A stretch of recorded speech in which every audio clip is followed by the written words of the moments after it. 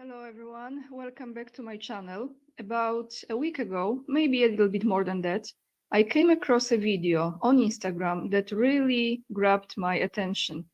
That was a video originally in Russian that was presenting a summary of documentary about a region in Russia near Baikal Lake. As many of you know, I think it's the largest in the world.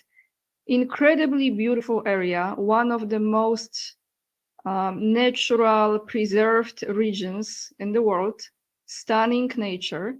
And in that video, I saw people who lived in that region who were very upset, very disappointed, and a lot of them were losing hope.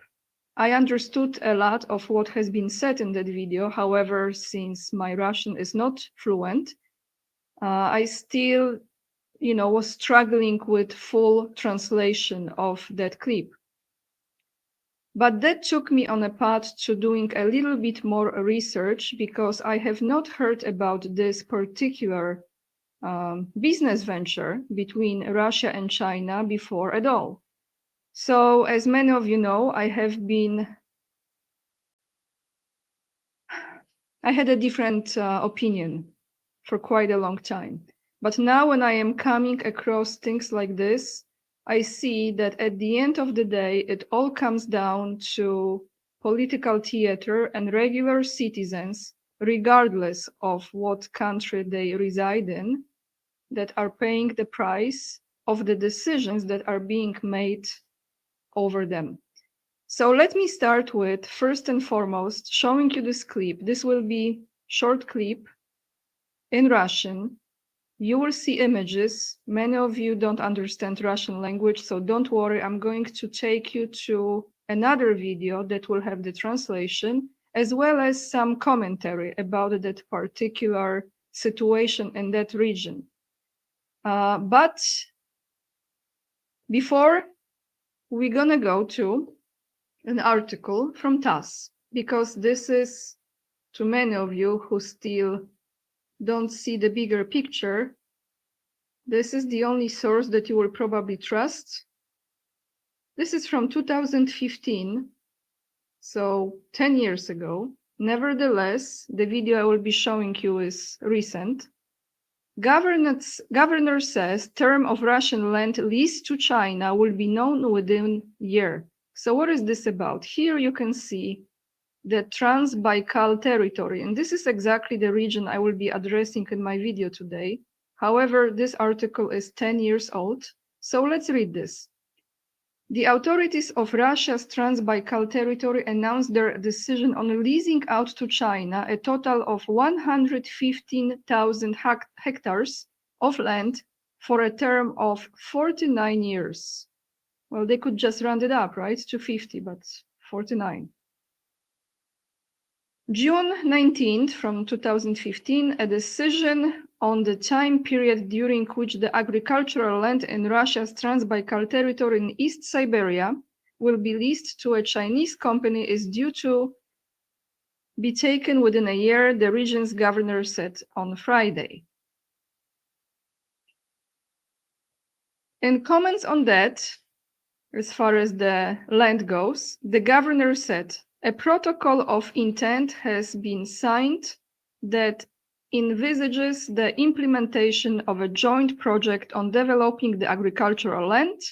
The amount of investment will reach around 3 billion yuan, and that is almost 450 million US dollars. The key condition of the agreements with the Chinese is that the enterprises to be created will be registered with local tax authorities. Modern competitive crop and livestock enterprises and also processing plants are due to be established that will use environmentally friendly technologies, he said. So this is an old article, but here is the current situation. Let me just present to you the region on the map so you have a little bit like a bigger picture, what kind of particular area in Russia we are focusing on. As you can see here on this map, let me zoom out a little bit. So here you see this is Russia. Let's zoom in. We have Russia here. China is right here. You see Mongolia is on the north, right here, north of China. You see this particular region. Let me zoom closer. We're gonna talk about this area. Here is Lake Baikal. We're gonna talk about this Trans-Baikal region, which here is China, by the way, okay? So this gives you an idea. Now let's go to the video. And don't be discouraged that is in Russian, because I'm gonna take you to another video with the translation and commentary. So those of you who understand Russian, you will understand everything.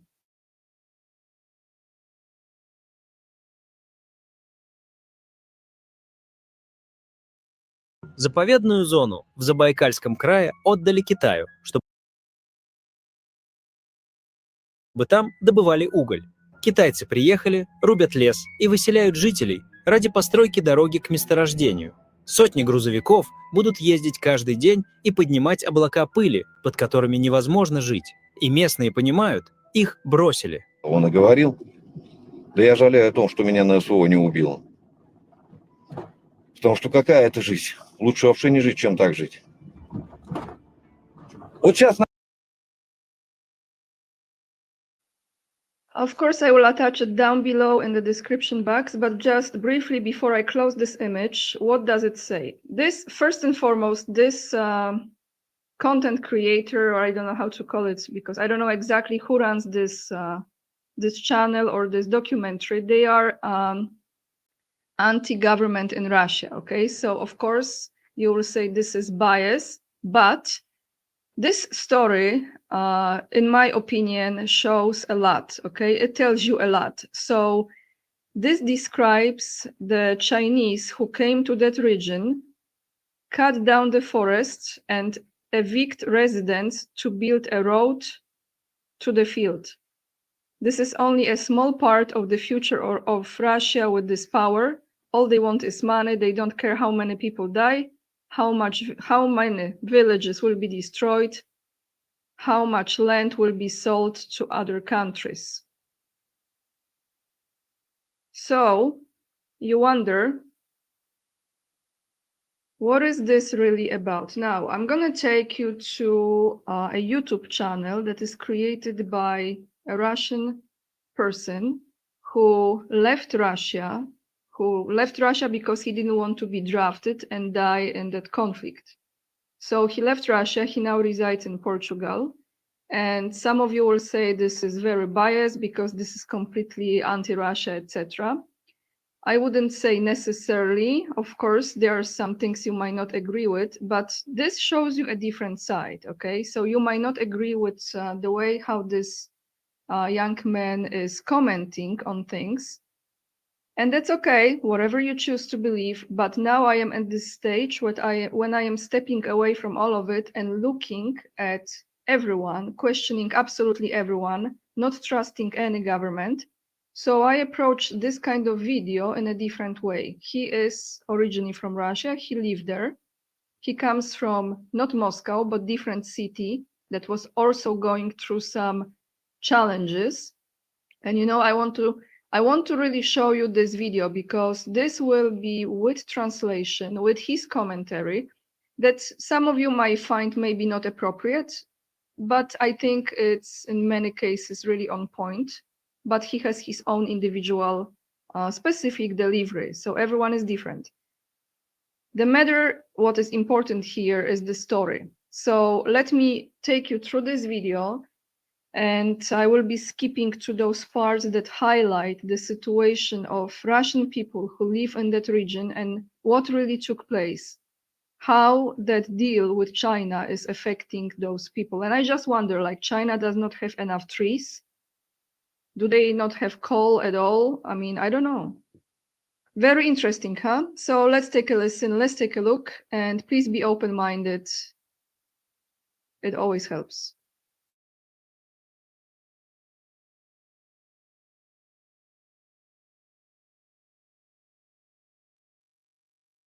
Not only that, there's also the fact that Russia, especially in regions that border or are nearby China, is currently selling and sending a ton of resources to China to fund the Chinese economy and to fund the pockets of oligarchs while the local people suffer. And that is why in today's video, I want to show you guys a documentary that was filmed recently in the Russian Far East, in the region of Zabaikalsky Krai, basically about how Russia is being sold to China. This documentary was actually filmed by a Russian oppositional media in exile known as iStories or Important Stories. They're based outside of Russia, but they still film documentaries inside Russia. This is one of them, and in my opinion, it shows how truly dire the situation in the region is. Hey there, people, it is your boy Roman, your favorite neighborhood Russian, and let's get right into it. Забайкальский край – уникальное место на карте России. Здесь растут вековые сосны, источник ценных кедровых орехов. В лесах и лугах обитают краснокнижные животные, а реки, богатые рыбой, несут отсюда свои воды в самое глубокое озеро на планете – Байкал.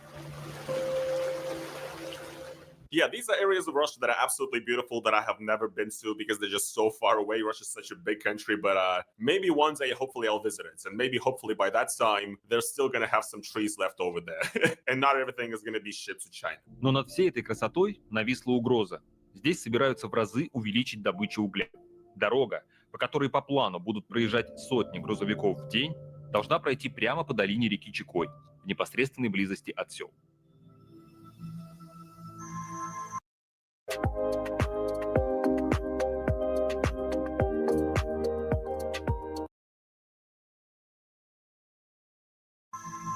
So yes, essentially this documentary is going to be focused on a few people, a few locals in this area of the Zabaikalsky region whose lives and livelihoods and pretty much everything is currently in danger because the needs of the Chinese government and the Chinese economy are going to destroy their entire local area. Thank you, Mr. President. Заявляют, тут 500 машин будет идти в сутки с углем, груженные тут по этой насыпи. Тут пыль какая будет стоять? Вот так вокруг деревни это все. И плюс железная дорога, и все остальное. И какой шум, грохот, и мы не можем никуда не выехать, не пройти, не подойти, ничего держать, ни огород посадить. А как мы тут будем жить? Конечно, не будем.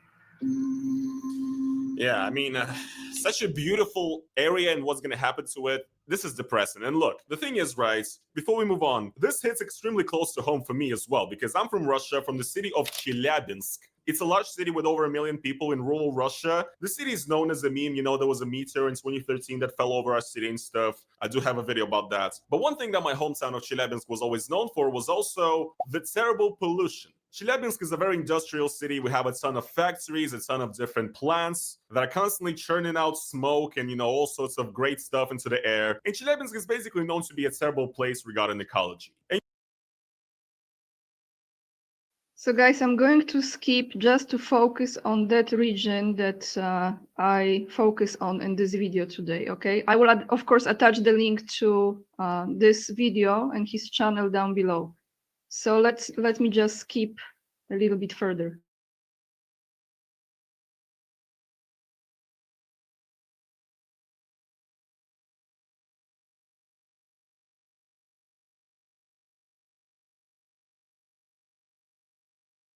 Окружили вот просто вот как в осаду взяли.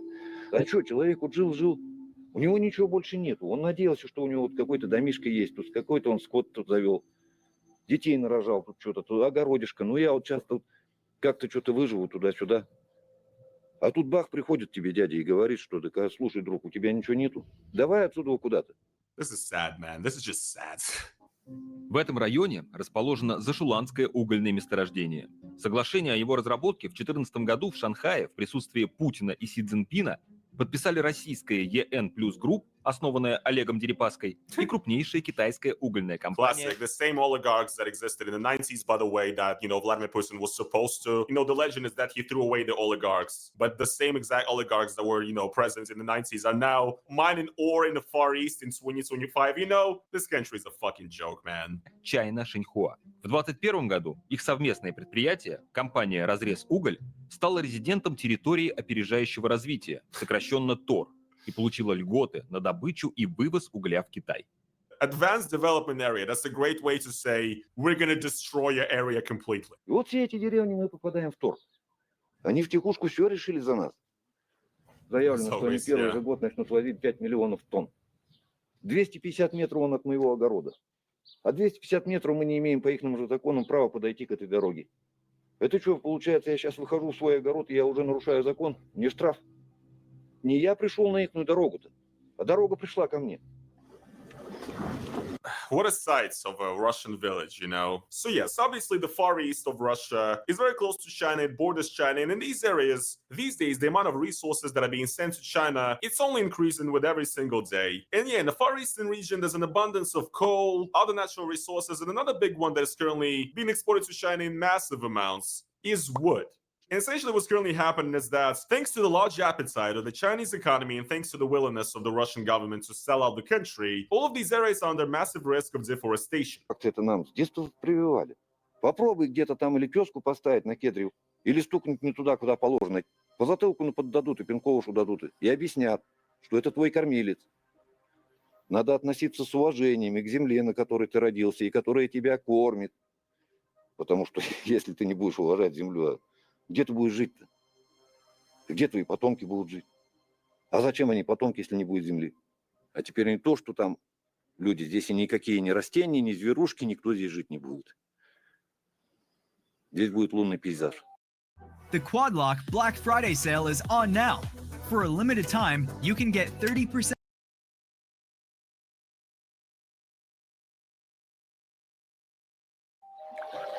Yeah.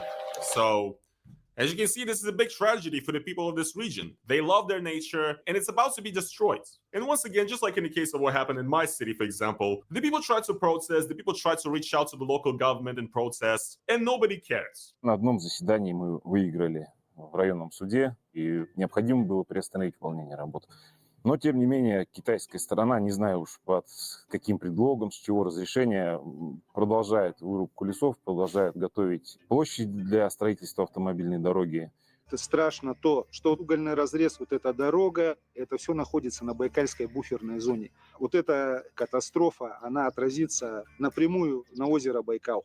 Baikal is like a wonder of nature in Russia. It's one of the biggest lakes in the world, and it's considered to be like the purest lake in Russia, right? And everything that is being done to this area endangers the Lake of Baikal. And also the funniest part is that, once again, Lake Baikal, according to some Chinese maps and some Chinese documents, is apparently a place that they also considered like their historical lands and stuff. So, I don't know, guys. It's just not looking good. And it's terribly sad. But this is the reality of Putin's Russia. And obviously, the local population in these areas is not exactly really happy to see a ton of Chinese workers on their streets because they feel like they're being taken over. Все обещания нас заваливали, которыми представители разрезугля, что у нас будут рабочие места для местного населения в первую очередь. Ну, вот, работают практически 100% китайские рабочие, потому что местным нужна социалка, местные дети, жены. Свое хозяйство. Yeah. Of course, it's easier to hire immigrants that, you know, you don't have to provide shit for it. Classic, man. This is happening all over the world. Like, this is what Russia is doing, man. You gotta understand. Russia is the same, like, capitalist hellscape. Plus, it's also like an oligarchy with zero, like, freedom on top, where they could take away your business and nationalize it at the same time. Like, it's the same system as in the US or whatever, but it's also even more rigged and even more broken. It's incredible. У нас все ушли в Китай. Даже не в край, даже не в страну, а в Китай. Производство у нас, урон у нас. Есть много объектов, которые требуют капитального ремонта. Здание больницы, детский сад. По идее, любая социально ответственная компания должна за это вопрос цепляться. Они привезли в школу 3D-принтер. В принципе, на этом все.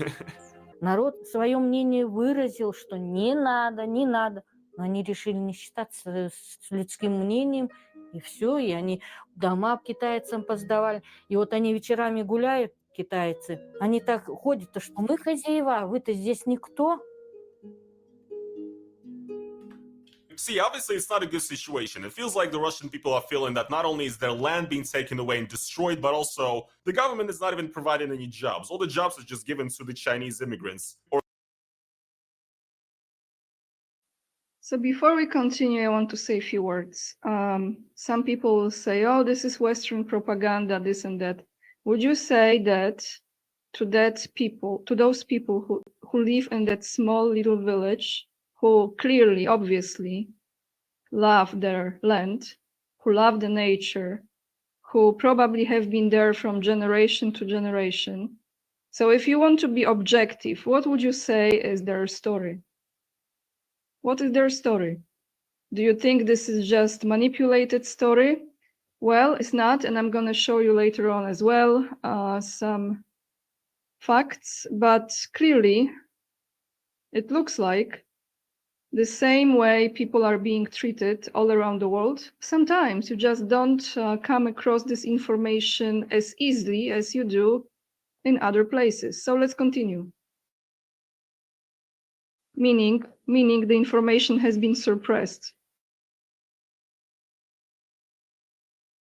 Or immigrant workers that come in because they don't need any benefits, right? Obviously, you can sense that there's a bit of a resentment growing towards these Chinese people in these Russian areas. And actually, there are some outbursts of violence too. Местные жители, видимо, в подпитии решили погонять китайцев. Попинали им ворота, там, где дом продали китайцам. И один местный, ему стало так обидно, он взял ружье и начал стрелять по окнам. И его увезли в Чикой. Bro, this sounds like some fucking... Bro, what the fuck, man? Oh, yeah, right. I remember this now. This story has an interesting turn as well. И, скорее всего, что после этого он пойдет на СО. 3 детей. И сейчас в основном любой проступок, это уже ты едешь туда. По-любому.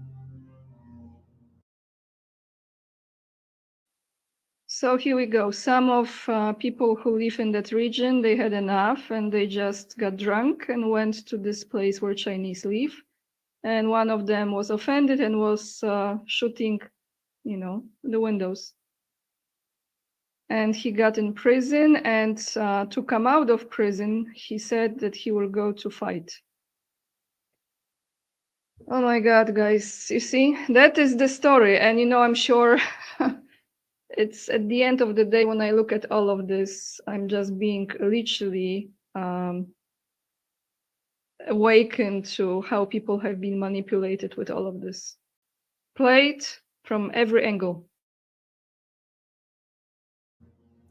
Again, guys, what a Russian story in the year of 2025. The Chinese are taking over your village, you get mad, you shoot at a couple of windows, you go to prison, and you're like, okay, I guess I'm gonna go to, fight in Ukraine and become part of the Russian army just so that I can get out of prison. And then you come back to your village with PTSD, you beat your wife, you beat your children, Yes, guys. This is what I wanted for my country in the big year of 2025. This is what I fucking wished for. Great. It's fucking awesome. Love it. It's fucking terrible, man. It's fucking this is insane. And this right here, guys, let's say, this guy's probably my favorite character in the entire documentary. Уголь на Китайчик поехал. Вот угольщики ездят, вот они дороги убивают. Вот в таком состоянии дороги. Почему, разложили колхозы, совхозы? Потому что людей надо окунуть в какую-то безвыходность, беспомощность. То бишь ими проще управлять. Люди кто сильный, они еще справляются с задачами. Основная-то масса, кто за бутылку схватился, кто еще раз в тяжкие пустился. He's spitting facts right now, okay? Listen. Я уважаю тех людей, кто живут во благо своего и во благо окружающего мира. Вот это сила, вот это я понимаю лидеры. А для меня там это Дерибаски, Путины там или еще кто-то, это не авторитетные личности. Я просто одного понять не могу. What can I say? Holy shit. Wholly based, okay? Wholly based. This right here is what the healthy outlook of a normal Russian man from the village who understands what the fuck is going on to his country should be. This person understands that he's been fucked by the government, and he understands that a leader is supposed to focus on his own country. Я просто одного понять не могу. Вот они все кричат, там Америка, Шмерика, там Великобритания, санкции, 5-е, 10-е, а все добро, все ресурсы-то куда идут? Они идут в Азию и туда, в Европу, по сути. Все их дети там прописаны, живут там, а у нас здесь втридорого и очень плохого качества все сырье продается. Once again, spitting absolute bars. Like, holy shit, if everybody in Russia thought like this and realized these basic truths, in my opinion, we'd be living in a very different country, I feel like. I mean, he's basically saying, our government is saying that, look, at the West and in America, they're struggling, they're having problems, you know, and it's all because of sanctions and whatnot. They're trying to destroy our country. But, like, at the same time, this man sees firsthand how Russia is destroying itself and how it's selling out to China, which is something that doesn't have to happen. It's not happening because of the West. It's not happening because of the sanctions. It's happening because this corrupt system, like, the greed is never going to end. The amount of money that they want to suck out of the people of Russia and out of the resources, it's infinite. It's never going to end. It's never enough for these people. А китайцы давно заявляют, он Байкал-то наш. Я говорю, так правильно, они скоро скажут, да Крым наш. Я все задаю вопрос везде, пишу, за что наши парни воюют. За то, чтобы вот они ходили хорошо, тут браненько прохаживались, китайский народ этот. Зачем? Где вот видно, чтобы наши русские, какая-то организация что-то добывала в Китае? Такого нету. А у нас земли дают в аренды на 45, на 50 лет. Такой друг, Китай, большой друг. А чё ж, если он такой большой друг, а чё ж он эти дроны с таким же успехом еще больше на эту Украину продает?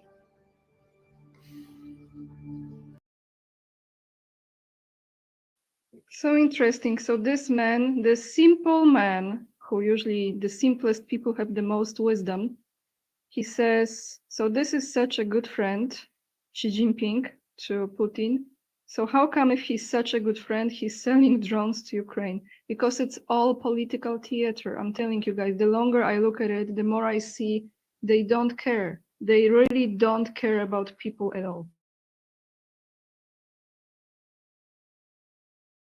Чтобы там наши хлопали этими же дронами. Китай, он для китайцев, это национальное государство. Я их понимаю, они должны жить для своего народа, для самих себя. Они молодцы, что сказать. Yes, China number one. Дураки-то мы. Да ничего у нас своего фактически не осталось. Запад виноват, там кто-то еще виноват. Если государство не состоялось, кто виноват-то? Bars, once again, like, why can't more people realize this, bro? That these problems and these issues are indeed very much self-inflicted. And that the problem is not the West or whatever. It's the people who are controlling things. And the people who are making these decisions and controlling everything in Russia. And once again, I do not expect these people to be like woke as we got into the reasons of the Ukraine war or everything. These people maybe probably even support Russia, but like, they are asking the right questions. And they do understand and they do see firsthand, once again, that Russia really doesn't give a shit about its people. Ну, по сути, это геноцид народа собственного. И самое-то что обидное. So here I have to say, to be objective, few things from my experience when I was in Moscow. And I have to say now, looking back from my perspective, that I was very short-sighted. What I mean by that, I think, because I was really in awe and mesmerized how beautiful the city was, how clean, how safe, and without a question it is. Moscow is the best representation you can have for the world to see how Russia is. But what Moscow is not entire Russia. And my fault in that is that I seemed to some point, because then I was coming to questioning things. But to some point I was thinking that this is how it is everywhere. But it's not like this everywhere. And this guy who runs this channel, he has his own opinions about it. And his commentary, like I said, is specific to him. But I would say this is not about left or right. This is about people of the country who live far, far away from the capital of Russia, who probably, very much likely, don't really mean as much as those who live in Moscow, because they are being treated this way. And I remember when I was visiting Moscow so many times, how often I heard how the government supports families with children, what benefits they give to those families, etc. So I'm wondering, is it the same support in those villages? How those people are living there? How are they surviving? Now this land is going to be sold. The resources are sold. Well, it's leased, it's not sold, it's leased. But pretty much, if it's leased, it's like you're a visitor, even though it's your own country. But let's continue. There is a really moving moment before the end of this video. So let's continue with this. Это же народ гонит на это СВО. Вот у нас, нашей даже деревеньки, здесь народа нету. Он троих. Их забрали по мобилизации. Одного схоронили. Один где-то там с простреленными ногами, там его изрешетило. И там также по всем тем деревням. Тут нам кричат, да, это же герои, да, это же. А отцов, матерей этих героев просто продали. Что нам оставили? Кладбище оставили. Вот это все наше жизненное пространство. Hey, when is this country gonna get less depressing, bro? Like, just a little less depressing. I swear to fucking God. Jesus Christ. A little bit. Just the tiniest fucking bit, man. When is that gonna happen? When is it going to happen?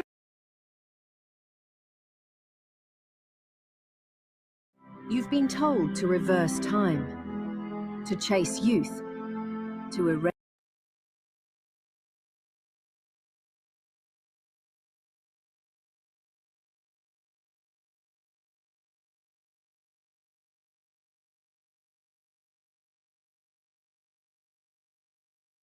Is what I just said. No respect for the people. And this is precisely the reason why I left Russia. And this is precisely the reason why I also do not want my children, I don't have children yet, but one day I will, I think, right?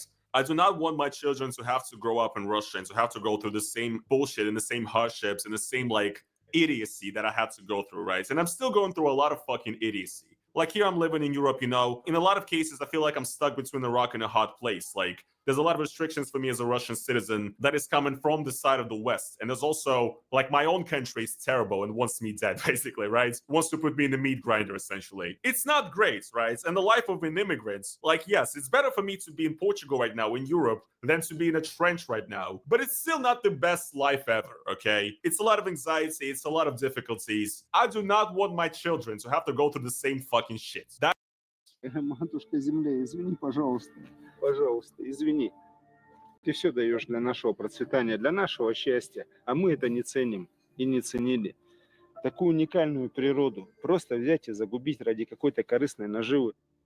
Ну как так возможно? Как так возможно? Yeah. So apologies for the technical issues. As many of you know, I am not professional. I'm just trying my best to bring you the topics that I come across that are interest of me, and I hope it presents to you a different side of the story. What is my intention with creating this video? My intention is not to hate Russia, which I think is one of the most beautiful, cultured, energetically very high vibrational country. It's an incredible country. My intention is to show you how all around the world, pretty much, people are being played and manipulated and taken advantage of. And I don't believe in any government at all.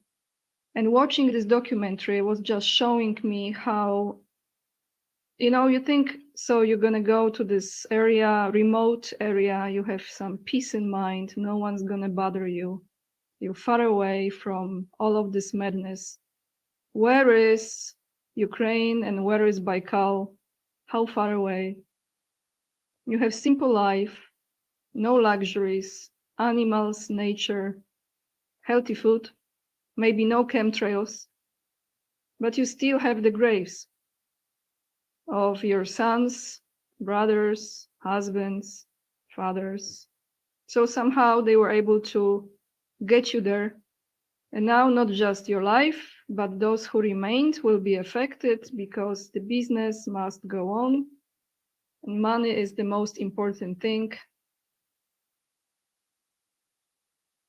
You know, I don't like to come across things like this, but this is just confirming what I'm seeing. And I'm sure you will not hear many, if not any, commentators talking about it. So I just put this like this: Russia Taiga destroyed for China. And you know what answer I got? Yes, the taiga in Russia's Far East is being destroyed due to the large-scale illegal logging, with much of the timber being sent to China for use in furniture, and flooring manufacturing.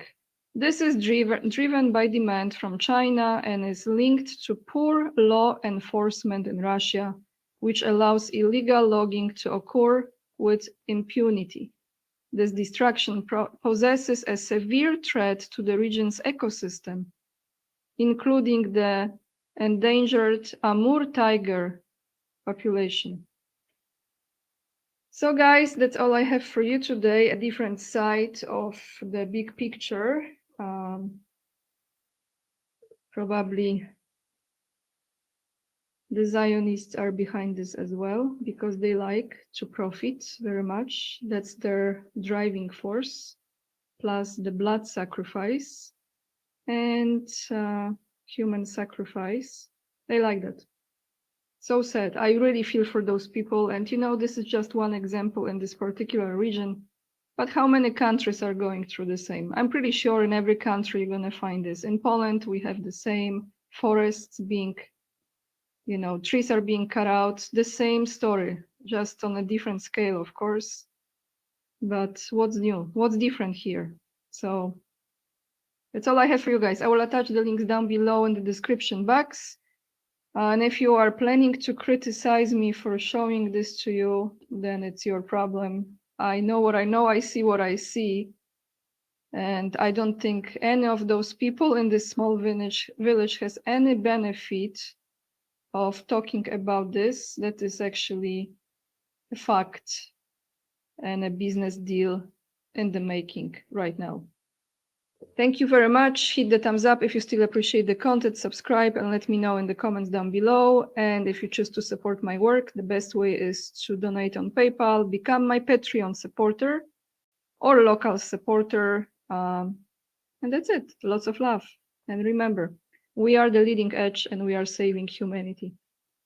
And many other things, forests, animals, nature. We're trying, right?